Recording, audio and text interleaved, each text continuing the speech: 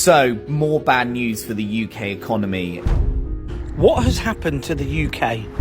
The Office for National Statistics just released some new data and the UK is completely finished. Why has the grocery bill here in the UK skyrocketed? More bad news for the UK economy. Yesterday we had unemployment rate creeping up. Today inflation going higher too. I don't think people realise how poor the UK really is. Any hope you had of buying a house or using public services, just give up. It's done.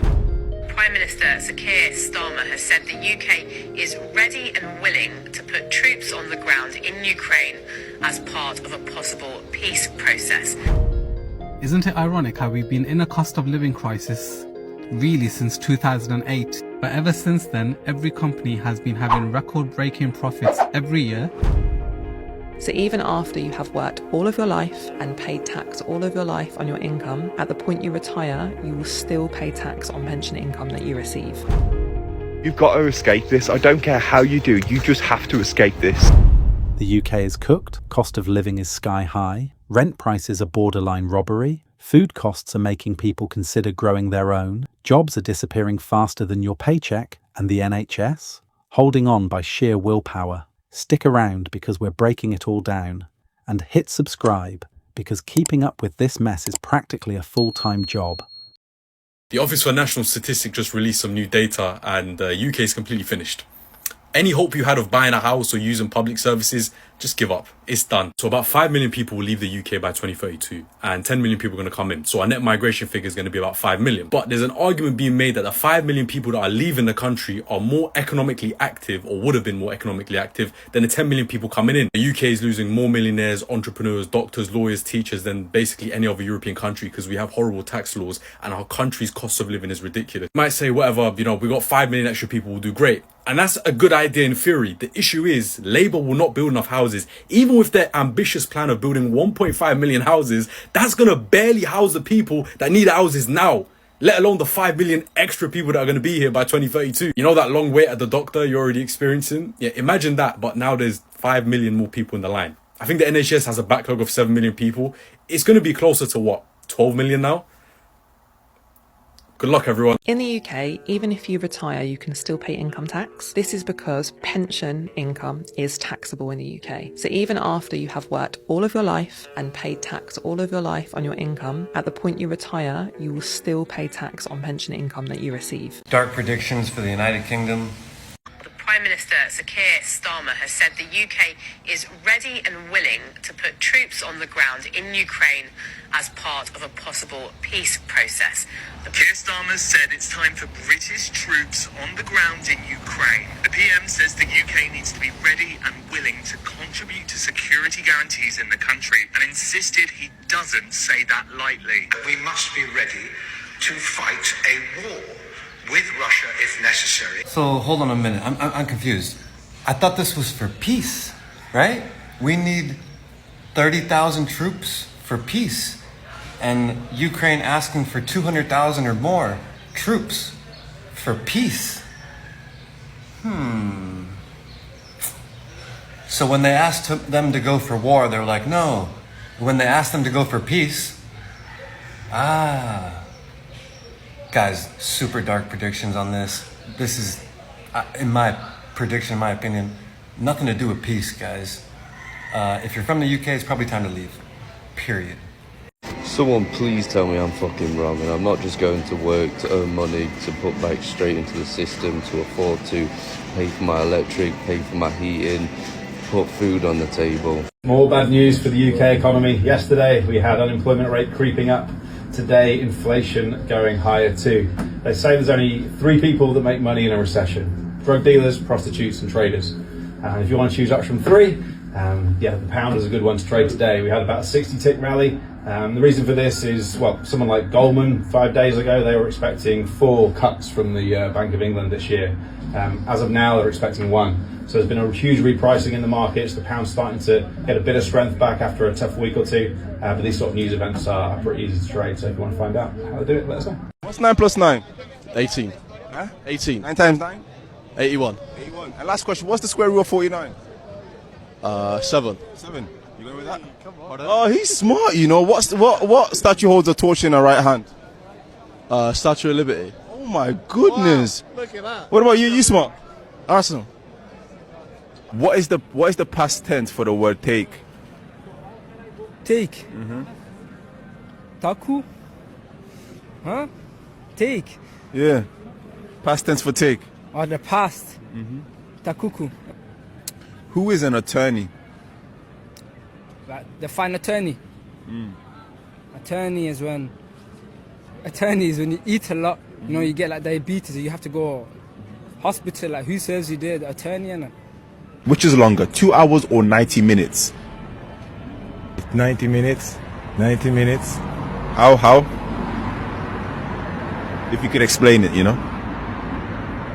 Well, 90 minutes is actually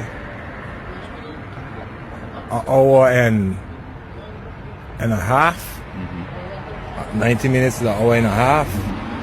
So 2 hours is 60 minutes. British people are really sick of paying so much tax. Our businesses pay tax, we pay tax personally, there's VAT, council tax, and then even when we die, we're taxed as well. In Dubai, there is 0 income tax and only 9% corporate tax, a much better quality of life. What God's green earth is this? Over 1,700 prisoners are being released early today. What do you mean? I don't think you guys comprehend this. The bomb tickler, the porch pooper, Yanko, every drill rapper are all being released today. Streets aren't safe anymore. Whatever you do, lock yourselves indoors. Don't leave your house. They're releasing special grade curses like it's nothing. We're doomed. And we'll be moving from the UK. At least space it out a bit. Make it happen throughout the week, Monday to Friday. Not in the same day. At this point, the UK's Gotham City. Where's Batman when you need him? I'm not looking in anyone's direction. At this point, I'm genuinely convinced that the government work for the Decepticons. Because what type of strategy is this? What are you trying to do? Well, let's release all the serial killers. And at the same time, they've just released a wasp injection knife. I'm never stepping foot in London. All you're gonna hear is, what are you in it for? And there'll be a whole army of GMs. I do not care if the prisons are full. Build a super prison. Do something. Apart from releasing weapons of mass destruction back onto the streets. What is wrong with you? Kia Salami. I'm blaming you. At this point, burn the UK. Burn it to the ground. I'm booking a flight straight to Rwanda today. Why is the UK turning into Arkham Asylum for? Why are we in Chicago? If you've got to put yourself in a group, left wing, right wing, to feel validated, or because you're fucking lonely and you keep voting these absolute bellends into power, it's because for the 30 years I've been on this earth, absolutely nothing good has come from either one of them being in power. Can you not just sit back and think, why don't I vote for something or somebody that's actually going to benefit this country, or want to do something that's going to benefit this country, instead of just being a sheep and categorizing yourself for no reason whatsoever? Or maybe you're just lonely. I don't know.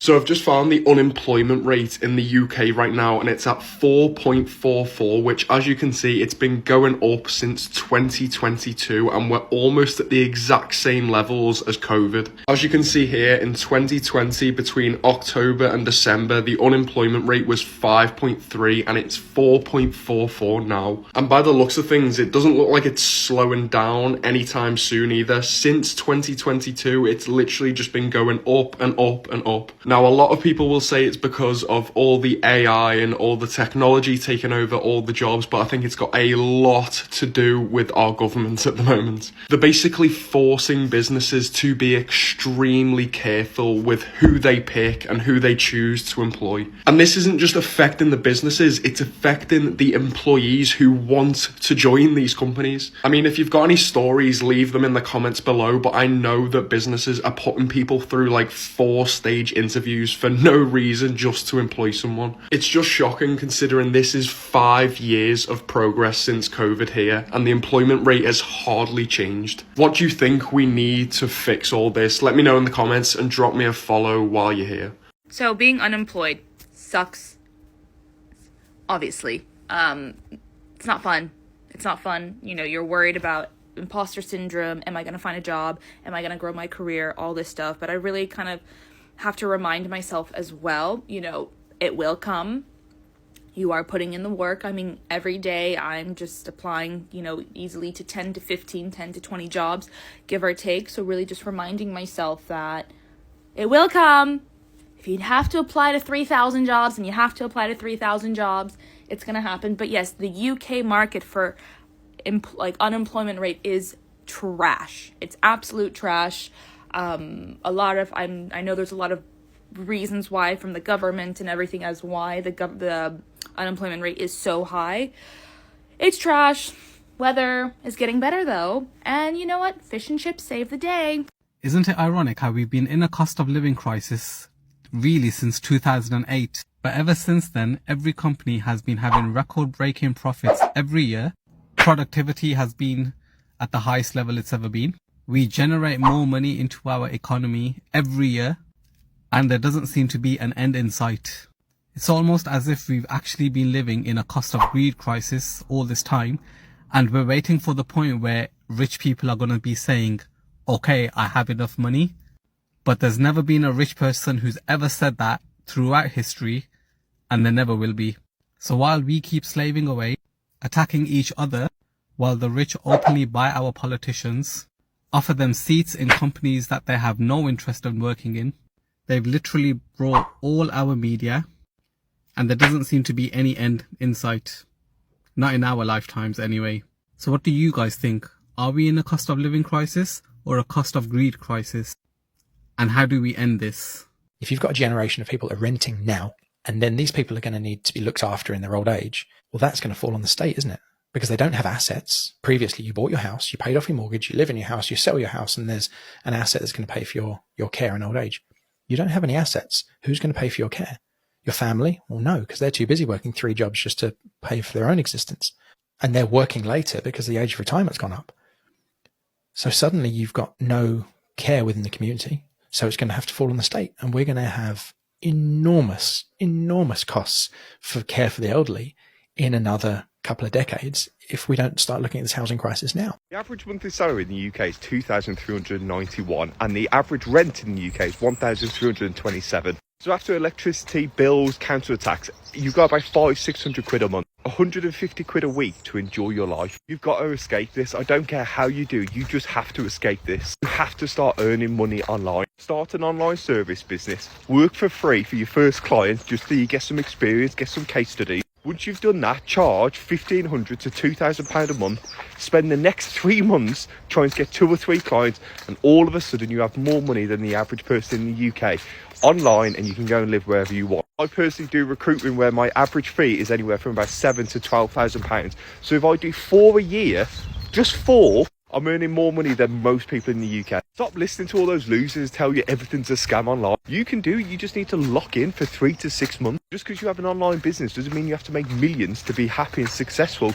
You just need enough money where you're not having to go to a 9 to 5 every single day that you hate. Wake up without an alarm, be a man, be independent, do what you want, not having to listen to other people every single day of your life. So, more bad news for the UK economy. UK unemployment has gone up to 4.4%. So the job market has lost about just under 50,000 employees, but also job vacancies are down 24,000 as well. I mean, the crazy thing is though, some people are calling it an unexpected rise. I mean, I've got to start questioning why we think this was unexpected when we knew what happened in the budget.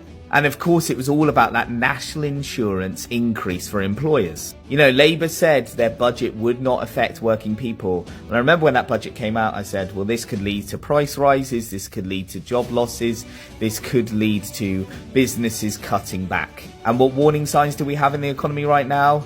Less jobs out there and unemployment rising. So to say it's unexpected is just ludicrous, isn't it? At the end of the day, I just think businesses are holding back investment right now just because of the poor economic situation in the UK. Anyways, let me know your thoughts in the comments. Was it unexpected to you? And of course, like and follow for more finance and investing content. Please ignore how awful I look. But I just want to come on here and just say how hard it is at the minute to find a job. I, no joke, have applied for every single job on Indeed. Like, I mean, not every single job, but like all the jobs that I want to do, as well as LinkedIn and other websites, and nothing is coming through. All I'm getting is emails, but emails that I've applied, nothing coming back. I don't know if it's my CV, I don't know if it's like my experience, my education, my skills, I don't know, like what, I don't know what I'm doing wrong. It's really stressful. I'm on universal credit, so that's good. And I have got a work coach, which is helping. I had a job interview for that the other day. I didn't get it, but like, I'm on the reserve list. I don't know. Oh, I'm rambling on, but I wanted to say that, like, if you're also looking for a job at the minute, then we're in the same boat. And I know it's so hard to find one. I literally have no idea what I'm doing. It's awful. I don't think people realize how poor the UK really is. And I saw this chart the other day in the Financial Times, which is Britain's largest financial newspaper, that really paints the picture. This is looking at GDP per capita already adjusted for purchasing power, and it compares the UK, Germany, Netherlands, and the US. Now, the blue line is the national average GDP per capita. So you can see between Britain, Germany, the Netherlands, and the US, the UK is already the poorest of the group at a national income around $45,000 per capita, compared to the US, which is around $65,000 per capita. That's already a pretty large gap. Now, the Financial Times asked the question of what would happen if you took the most productive city away from that country. So in the US, that's San Francisco, the Netherlands, that's Amsterdam, Germany, it's Munich, and the UK, it's very obviously London. And the differences are stark. So you can see over here in the US, if you take away San Francisco, the US's average income adjusted for purchasing power drops slightly.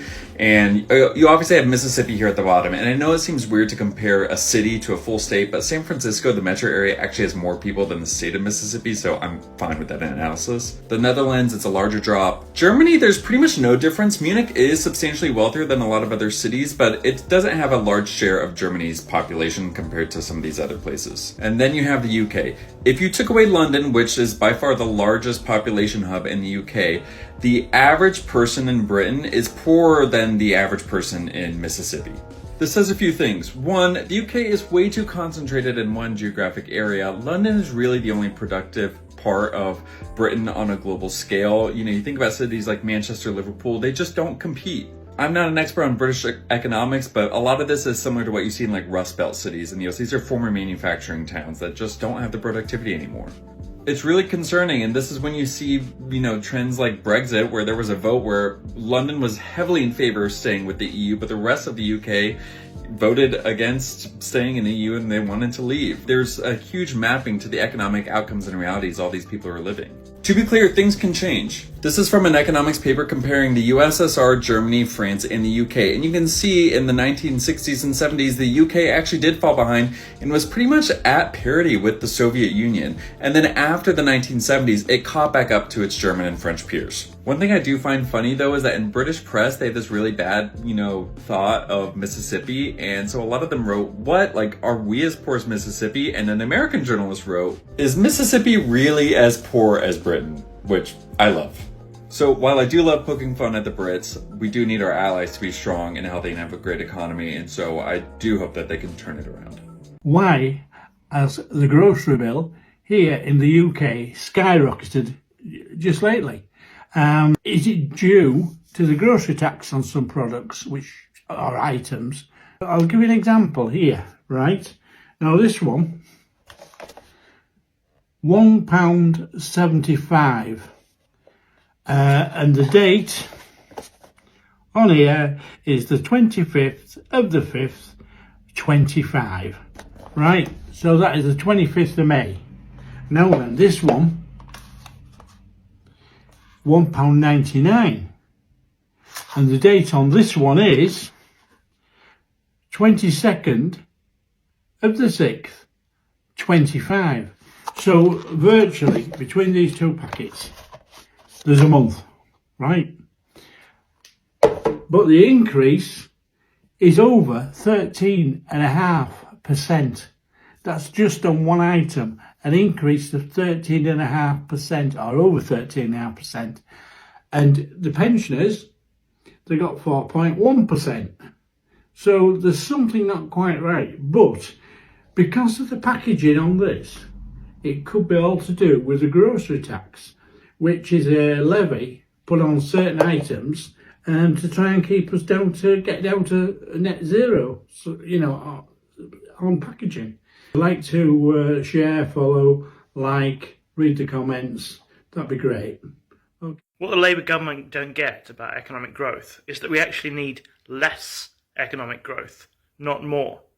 Because the problem is, the more the government gets, especially this government, the more they'll waste. It's just like your alcoholic friend, but always comes back for another 50. Okay, so you've probably seen these measly, insignificant economic growth figures coming out recently, and Richard Reeves Session III, Rachel Reeves, has been hailing this as some sort of success for the government. This is a made-up number, by the way, okay? So it basically measures productivity in a particular period, which could be financed by people going into debt on their credit cards and all sorts of other debts that companies make or governments make. So it's not really a real accurate figure as to whether the country's doing well or not. So it measures how much we've supposedly produced, even though that might be based on debt, and it doesn't measure at all the country's financial situation. I've said before we're a bankrupt country, which is true. It's basically a P&L for a country. It's not a balance sheet. So in other words, you could be completely bankrupt. You could have 100% debt to GDP, and you could have trillions in debt, which we've got, by the way.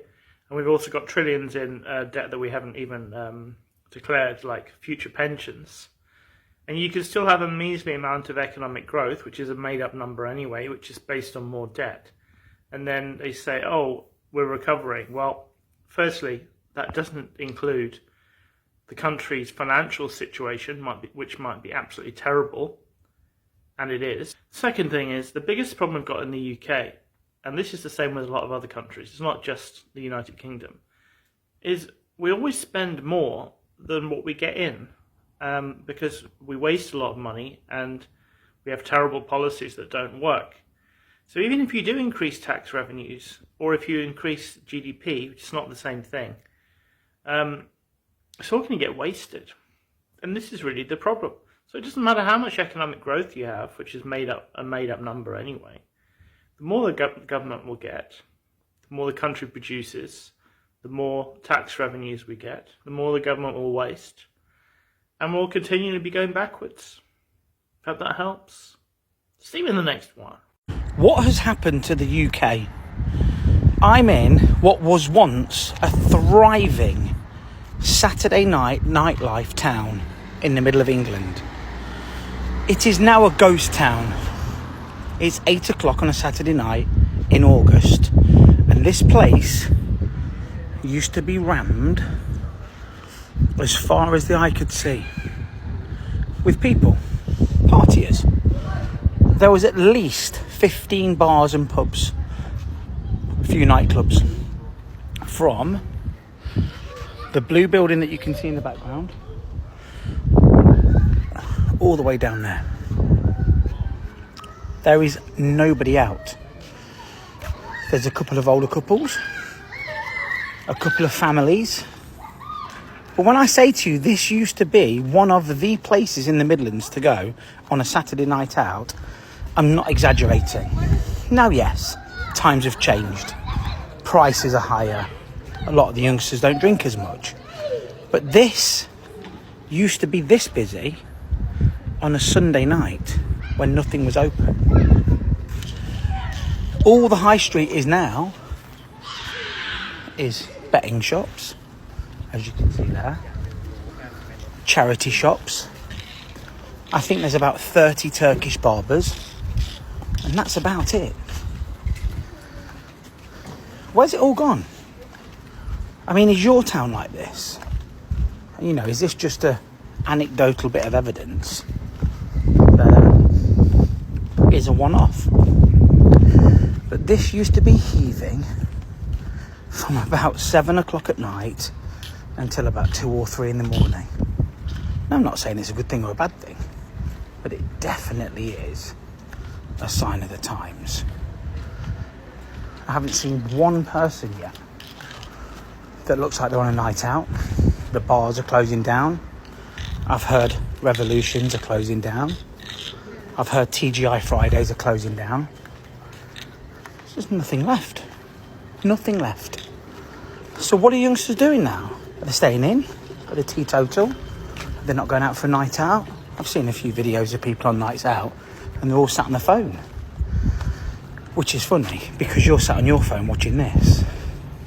But yeah, this was a once thriving market town. Saturday night. There's barely a soul around. Sign of the times. The UK is so cooked, it might as well be served on a plate with a side of disappointment. Rent is a joke, food prices are a crime, jobs are missing, and the NHS? Holding on by sheer willpower and duct tape. At this point, budgeting isn't about saving money, it's about deciding which necessity you can live without this month. Heating? Optional? Fresh produce? A luxury? A social life? Who can afford that? And let's not even talk about wages, because somehow working full-time still doesn't guarantee financial stability. So what's next? £10 for a loaf of bread? A subscription fee for oxygen? Drop your thoughts in the comments. What's the most ridiculous price hike you've seen lately? And hit subscribe, because staying informed might be the only free thing left.